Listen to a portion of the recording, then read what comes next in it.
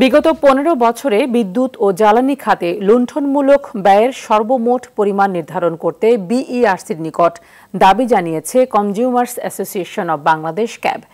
জ্বালানি খাতে অপরাধীদের বিচারের আওতায় আনতে সুপ্রিম কোর্টের বিচারপতির নেতৃত্বে টাস্কফোর্স গঠনের আহ্বান জানানো হয়।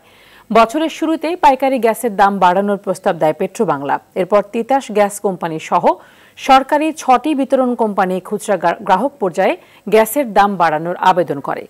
আবেদনে শিল্প কারখানায় ব্যবহৃত গ্যাসের দাম ৩০ টাকা থেকে বাড়িয়ে ৭৫ টাকা ৭২ পয়সা এবং ক্যাপটিভের দাম ৩১ টাকা ৫০ পয়সা থেকে বাড়িয়ে ৭৫ টাকা ৭২ পয়সা করার প্রস্তাব করা হয়। মূল্যবৃদ্ধির অযৌক্তিক সিদ্ধান্তের প্রতিবাদে শুনানি বয়কট করেছে এফবিসিসিআই এর প্রতিনিধি দল। নতুন করে গ্যাসের দাম না বাড়াতে বিয়াম মিলনায়তনের বাইরে মানববন্ধন করেছেন সাধারণ ব্যবসায়ীরা। আমাদের ব্যবসায়ীরা লোকসান করে আমরা সার্ভিস দিতে পারবো না। পেট্রোবাংলা এবং গ্যাস কোম্পানিগুলি কিভাবে তাদের লুণ্ঠন বন্ধ করবে? দাম বাড়ানোর প্রয়োজন পড়ে না, উল্টো জ্বালানির দাম কমানোর প্রক্রিয়া শুরু করা যায়। ব্যয় কমিয়ে এবং অপ্রয়োজনীয় প্রকল্প তৈরি না করলে তাহলে জ্বালানির দাম কমানো যেত। আমি প্রশ্ন করতে চাই, তাহলে আজকের গণশুনানি কেন মূল্য বৃদ্ধির জন্য? এবং এইটা এবার একটা অদ্ভুত মূল্য বৃদ্ধির প্রস্তাব। শিল্প ক্ষেত্রে শুনেছেন ৩০ টাকা থেকে ৭০ টাকা। এবার বলেন তো ভাই, ব্যবসায়ীরা আছেন, ব্যবসায়ীরা বলছেন ওনারা বন্ধ করে দেবেন। আমি জানি বড় ব্যবসায়ীরা বন্ধ করবে না, ছোট ব্যবসায়ীরা ইচ্ছা করলে পারবেন, এমনি বন্ধ হয়ে যাবে। এই মুহূর্তে বাংলা মোটরের বিয়াম অডিটোরিয়ামে গণশুনানিতে রয়েছেন সহকর্মী আতিকা রহমান, সরাসরি যুক্ত হচ্ছেন তিনি। আতিকা, গণশুনানিতে এই গ্যাসের মূল্য বৃদ্ধি নিয়ে কি কি কথা হচ্ছে, কি তথ্য আছে আপনার কাছে, আর ব্যবসায়ীরা যারা মানববন্ধন করেছেন তারা কি বলছেন? জি ধন্যবাদ। আসলে গ্যাসের মূল্য বৃদ্ধি নিয়ে যে গণশুনানি সকাল থেকে শুরু হয়েছিল সেটি এখন বিরতি চলছে। আসলে যেটি স্বাভাবিকভাবে বিরতিও হয়নি, ব্যবসায়ীরা মূল্য বৃদ্ধির প্রতিবাদে তারা কথা বলেছেন এবং এখানে এক পর্যায়ে খুব হট্টগোল তৈরি হয় এবং তারা এই গণশুনানিটি তারা বয়কট করেছেন। তখন কর্তৃপক্ষ আসলে এই গণশুনানিটি স্থগিত রেখেছেন।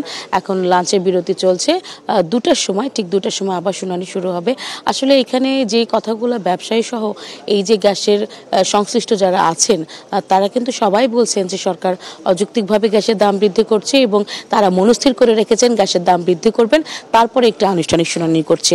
এবং একই সঙ্গে আপনাকে বলে রাখি, এখানে পেট্রোবাংলা সহ বিইআরসি সহ এই সংশ্লিষ্ট যে প্রতিষ্ঠানগুলো রয়েছে, প্রতিষ্ঠানগুলোর প্রতি কিন্তু যারা এই শুনানিতে অংশ নিয়েছেন তারা একটি অভিযোগ করেছেন যে তারা সঠিকভাবে ব্যবস্থাপনা করতে পারেন না এবং অদক্ষ কর্মকর্তারা রয়েছেন। একই সঙ্গে গত ১৫ বছরে গ্যাস নিয়ে যে লুটপাট হয়েছে তারই একটি ধারাবাহিকতা, তারা এটি আসলে সঠিক ব্যবস্থাপনা না করতে পারার কারণে আবারও দাম বৃদ্ধি করা হচ্ছে।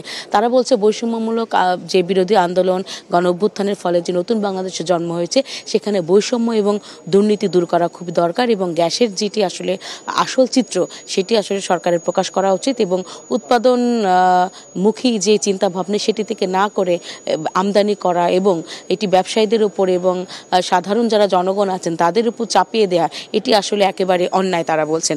একই সঙ্গে আপনাকে আরেকটি জিনিস বলে রাখি, সেটি হচ্ছে যে ক্যাবের পক্ষ থেকেও কিন্তু একটি বক্তব্য দেওয়া হয়েছে। তারাও কিন্তু এই গ্যাসের দাম বৃদ্ধিটাকে অযৌক্তিকভাবে বলছেন এবং তারা বেশ কিছু প্রস্তাবনা তুলে ধরেছেন এবং গত ১৫ বছরে গ্যাস খাতে যে অনিয়ম দুর্নীতি হয়েছে, লুটপাট হয়েছে তার একটি চিত্র তারা তুলে ধরেছে এবং এই বিআরসির কাছে ক্যাবের যে দাবি করেছে সেটি আমরা একটু দর্শকদের জানিয়ে দিতে চাই। তারা যেটি বলছেন যে বিগত ১৫ বছরে বিদ্যুৎ ও জ্বালানি সরবরাহে সমন্বয়কৃত লুণ্ঠনমূলক ব্যয় সর্বমোট পরিমাণ নির্ধারণ করে বিদ্যমান মূল্যহারে সমন্বয়কৃত ব্যয় কমিয়ে মূল্যহার কমাতে হবে এবং জ্বালানিতে সেক্টরে যারা অপরাধ করেছে তাদেরকে সুপ্রিম কোর্টের অবসরপ্রাপ্ত বিচারপতির নেতৃত্বে ট্রাইব্যুনাল গঠন করে বিচার করতে হবে এবং জ্বালানি অধিকার সংরক্ষণের জন্য জ্বালানি সুবিচার নিশ্চিত করা সহ বিইআরসি যে আইন রয়েছে সেটি সংস্কার করতে হবে। এই সংস্কারগুলো যদি করা হয় তাহলে ভবিষ্যতে গ্যাসের যে ব্যবস্থাপনা রয়েছে এখানে একটি শৃঙ্খলা ফিরবে, তা না হলে বারে বারে দাম বাড়বে এবং ব্যবসায়ী এবং এই সংশ্লিষ্ট যারা প্রতিষ্ঠান রয়েছেন তাদের প্রতি